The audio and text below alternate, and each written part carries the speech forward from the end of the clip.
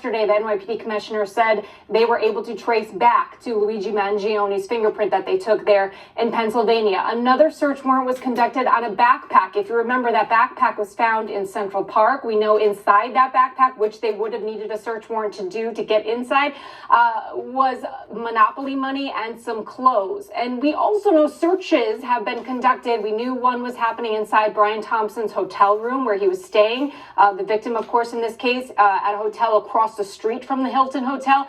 And we knew there was one conducted to get all that great surveillance video, that money shot, as they called it, from that hostel where they believe Mangioni stayed on the Upper West Side before the killing. So again, this is all part of the investigative process. And what we are also learning now, according to ABC, is that the grand jury is starting to hear evidence in this case. If you remember, there is a felony arrest warrant issued from New York, but now the DA here in Manhattan needs to secure an indictment. So evidence is now going in front of the grand jury, including some of this evidence that we just laid out for you here. It's possible they might also learn about that fake ID. They might also learn about all that surveillance video, might even hear from a witness. If you remember that alarming video of the morning this shooting happened, there was a person who was seen sort of leaving the frame of that video as that shooting was happening. It's possible the grand jury might hear from that person. It's very unclear. What we do know, though, Jake, is the next time Luigi Mangioni is going to be back in court, that hearing has been set now for December 30th. So we will learn more about when that extradition might take place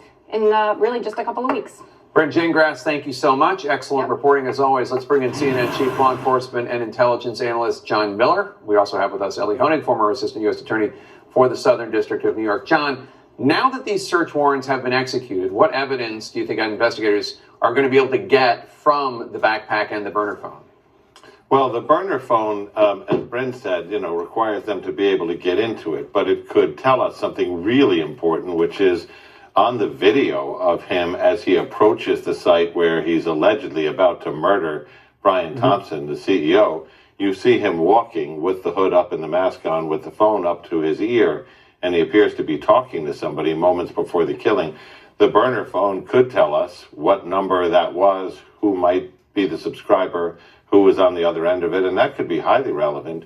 As far as other items, though, the search warrants that they obtained would be very likely for the laptop that he was found with, that he was sitting with at that back table in McDonald's, because you really want to know not just what's in the laptop, but what was he doing at that moment in that McDonald's, in that laptop? Is it open to a flight section where he might be looking to fly to a country with no extradition treaty with America? Or was it open to the information page about the CEO of another company who could be maybe a next victim? Really important to get into that. The note that was in his pocket, though, made this reference. It said, "My tech is pretty locked down. I work in engineering," so probably not much in there, indicating that this note is the note I meant for you, and the spiral notebook, has most of the planning in it. So intriguing.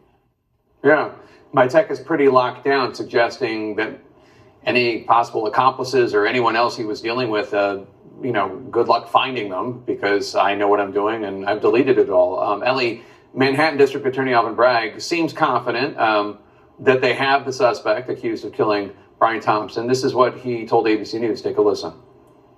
Let's say this is a